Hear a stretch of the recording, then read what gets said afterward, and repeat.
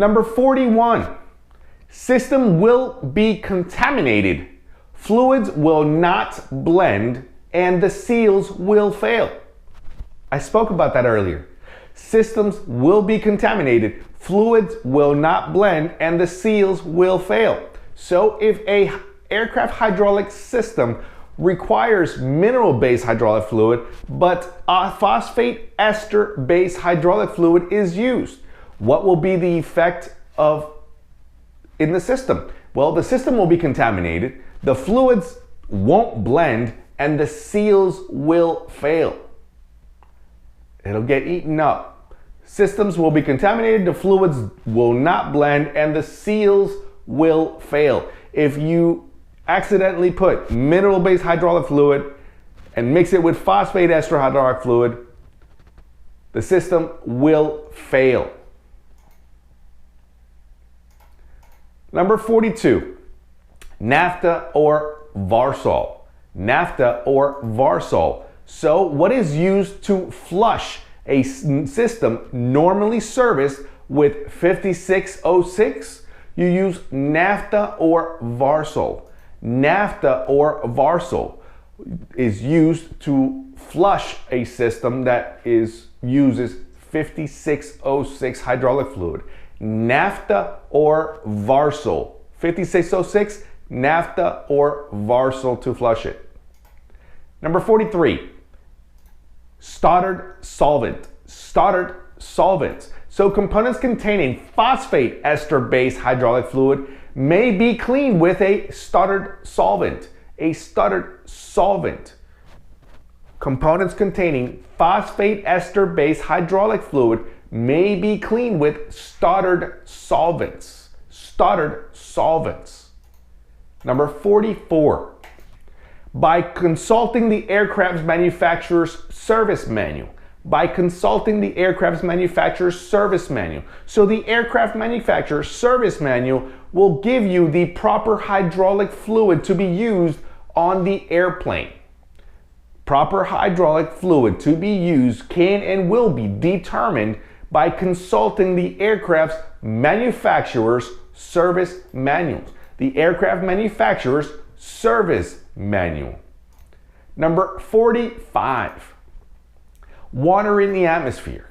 So water in the atmosphere. Phosphate ester-based hydraulic fluid is very susceptible to contamination from water in the atmosphere.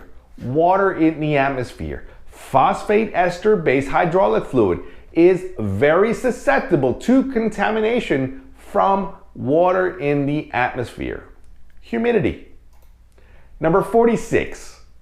Number 1 and number 2 are true. So materials such as Skydrol compatible or resistant include most common aircraft metals, polyurethane, and epoxy paints. Now, Skydrol hydraulic fluid is compatible with nylon and natural fibers. So regarding both of these statements, they're both true. Both statements are true. Materials which are Skydrol compatible or resistant include most common aircraft metals, polyurethane, and epoxy paints. Also, hydraulic fluid is compatible with nylon and natural fibers. So they're both true. Number 1 and number 2 are both true regarding these statements. Number 47, it's a shuttle valve. A shuttle valve. So hydraulic component that automatically directs fluid from either the normal source or an emergency source to an actuating cylinder is called a shuttle valve. A shuttle valve. A shuttle valve is used to direct fluid from a normal source or an emergency source to an actuating cylinder. Shuttle valve. Number 48. What is commonly used to connect? 48 is also shuttle valve.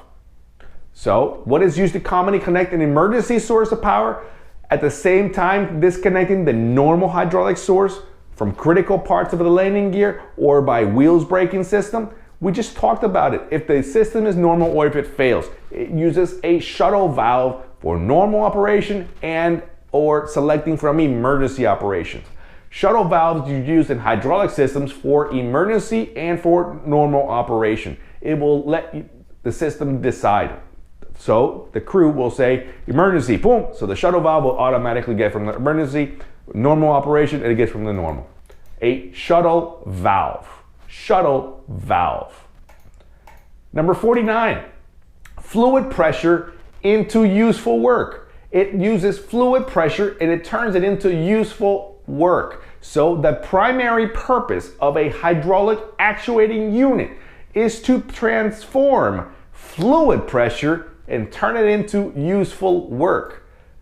Primary purpose of a hydraulic actuating unit is to transform fluid pressure into useful work. Number 50, prevent the flaps from being lowered at airspeeds which may impose excessive structural loads.